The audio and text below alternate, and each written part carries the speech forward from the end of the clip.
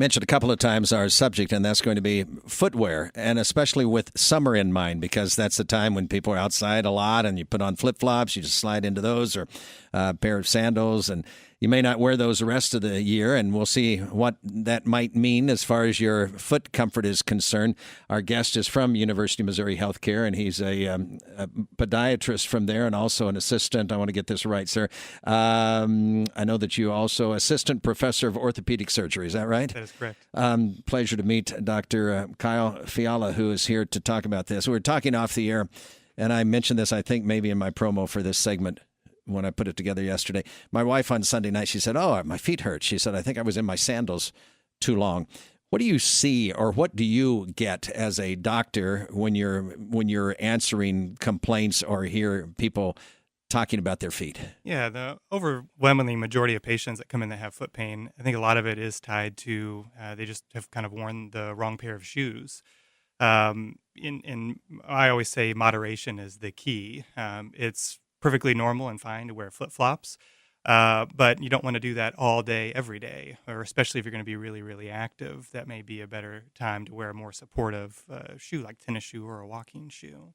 People wear these year-round. I mean, we're talking about summer, but I see people in flip-flops and in really just flat. It looks to me like there's hardly anything. I've had to do double takes sometimes to try to figure out whether that person was even wearing anything on his or her feet. That is correct. Yeah, there are a lot of, not all flip-flops are created equal. And so there are some better options out there. What I would say is, and I tell patients to, you want to have a flip-flop or a sandal that has the thickest amount of sole or a thicker sole.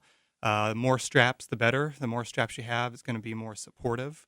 And again, you just don't want to wear those all the time.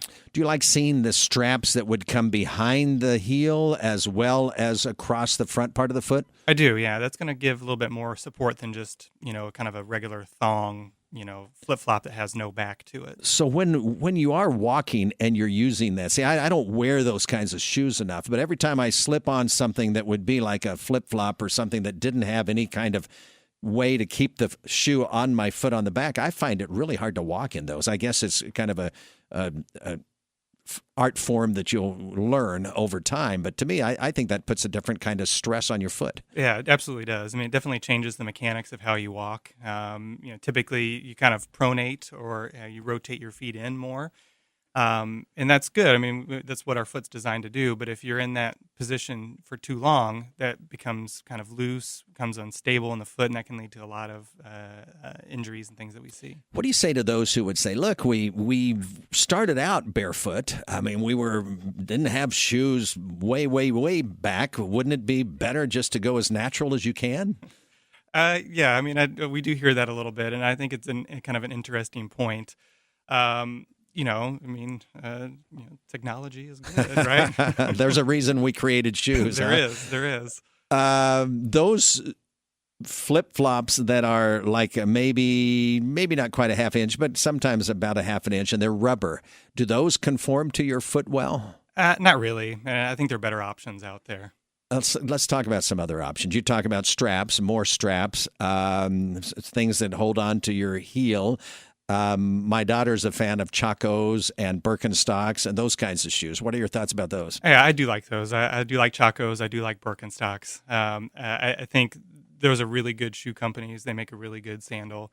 They're not for everybody. What works for one person doesn't necessarily work for the other, but those are good brands. How do we figure out what works best for us? Is it trial and error? Yeah, a lot of it's just trial and error, and it's kind of experimenting and finding kind of what works and what doesn't. And if you try one thing, and it wasn't comfortable, or it kind of led to you started having some foot issues or discomfort, maybe it should be a sign to look for something else. I just think of foot pain basically more than anything else, but are there other things that happen, or calluses or blisters or bunions or whatever else happens? What other things should I broaden my awareness of? Yeah, I mean, this time of year, it's warm, and kind of a good recommendation is we really don't want to go barefoot all that much. We always want to have something kind of on our foot, especially in kind of our diabetic patients.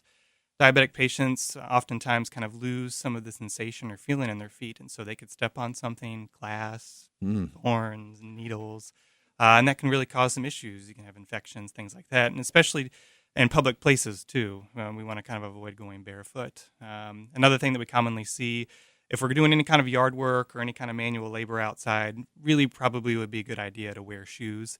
Every year we see a kind of a string of people that run over their foot with a lawnmower or hit their toes with the weed eater, and these can be really some bad injuries. Do you ever cringe, or I should say, how often do you cringe when you see somebody riding a bicycle or riding a motorcycle and they don't have complete foot coverage? Yeah, it's definitely a risk. Because your toes can get pretty stubbed pretty quickly, especially if you're pedaling and all of a sudden something. I really try to use protection on my feet when I'm biking. A couple of other questions in regard to other types of shoes.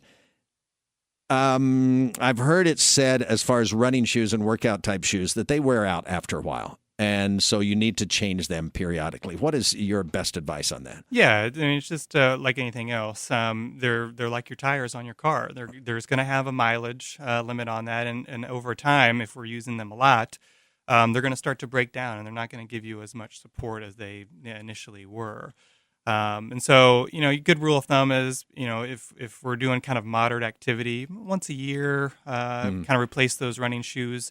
Obviously, if we're doing more running, or we're on our feet more, then they're going to need to be changed more often, maybe every 6 months. I got to tell you, though, I have a pair of shoes. I don't run a whole lot, but I've worn these shoes a lot, and they are so comfortable now. My wife says it's time to get a new pair, and I said, why? These babies feel really nice. And so it's hard to give up those once you feel, because I think shoes can, I'm exaggerating a little, but they do feel very comfortable, just like they are meant to be on your feet if they are doing well. Yeah, absolutely. And so, in those cases, that's definitely fine to continue those. It's only just when patients start kind of having issues, foot pain, these things kind of come up. It's the simplest and easiest thing to do is kind of look at your shoes. Do you have more trouble with people who have high arches or low arches or no arches?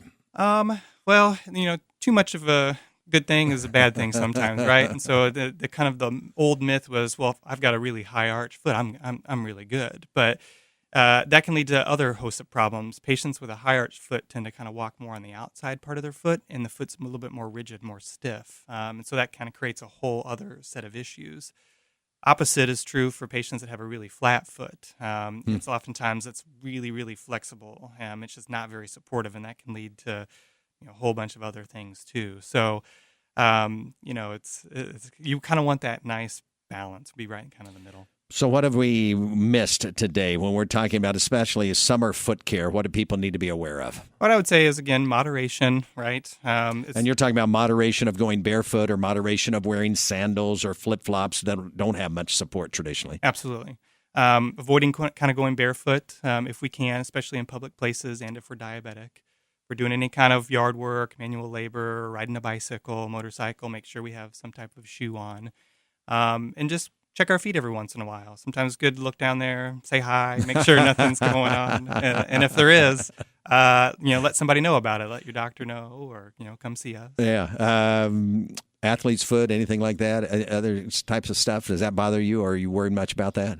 We don't see a ton of it, but what I would say to that is, making sure our feet kind of get air, let them air out a little bit, not always having them in shoes all the time. If we do have, let's say, our feet sweat a little bit more, changing our socks periodically a little bit more, and then there's a lot of really good over-the-counter antifungal treatments if that does happen. Pretty good. Doctor, thank you. I appreciate you coming in today. That's good advice, because I think we take, like you said, we maybe don't acquaint ourselves with our feet quite a bit. We take them for granted sometimes. Absolutely. Unless they start to flare up and hurt. And then it's like, what's going on? Dr. Kyle Fiala, who's been our guest from MU Healthcare, and he is a podiatrist there, and also teaches in the teach in the med school, right? Correct. Yeah, the Department of Orthopedic Surgery. Thank you very much. Yep. Thanks, David. It's News Talk 1400 KFRU.